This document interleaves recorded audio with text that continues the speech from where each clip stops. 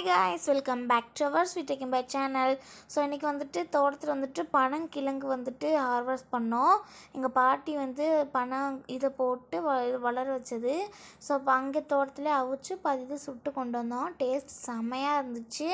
So இங்கே பார்த்தீங்கன்னா கொஞ்சம் பச்சை மிளகா பறிச்சிட்டு வந்தோம் செடியிலேருந்து. இங்கே பார்த்தீங்கன்னா தெரியும், நல்லா பச்சை பச்சைன்னு அழகாக இருக்குல்ல. இன்னுமே நிறையா இருந்துச்சு. சமைக்க தேவையானது மட்டும் கொஞ்சம் பறிச்சுட்டு வந்தோம்.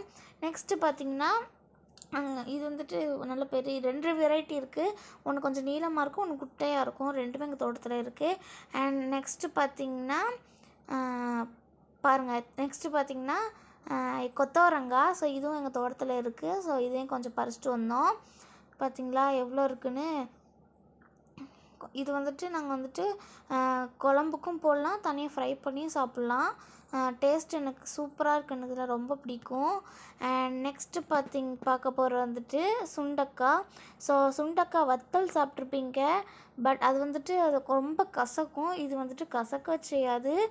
இது வந்துட்டு கொஞ்சம் பழுத்துருச்சுன்னா ரொம்ப இனிக்கும். பட் இந்த மாதிரி ஸ்டேஜுக்கு கொஞ்சம் காயாக இருக்கும் போது பறித்து குழம்பு வச்சோன்னா கசக்க செய்யாது, செம்மையாக இருக்கும். ஸோ இது வந்துட்டு பார்த்திங்கன்னா கத்திரிக்காய். ஸோ இதுவும் கொஞ்சம் குழம்புக்கு தேவையானதுக்கு கொஞ்சமாக பறிச்சிட்டு வந்தோம். ஸோ இந்த வீடியோ உங்களுக்கு பிடிச்சிருந்துச்சுன்னா மறக்காமல் லைக் பண்ணி, ஷேர் பண்ணி, கமெண்ட் பண்ணுங்கள். மறக்காம நம்ம ஸ்வீட் டேக்கிங் பை சேனலை சப்ஸ்கிரைப் பண்ணி பக்கத்தில் இருக்கிற பெல் ஐக்கனை கிளிக் பண்ணி அவங்களுக்கு ஆப்ஷன் கொடுங்க. அப்போ தான் நாங்கள் டெய்லி அப்லோட் பண்ணுற வீடியோஸ் உங்களுக்கு நோட்டிஃபிகேஷனாக வரும். ஸோ கைஸ், தேங்க்ஸ் ஃபார் வாட்சிங். டாடா, பாய்.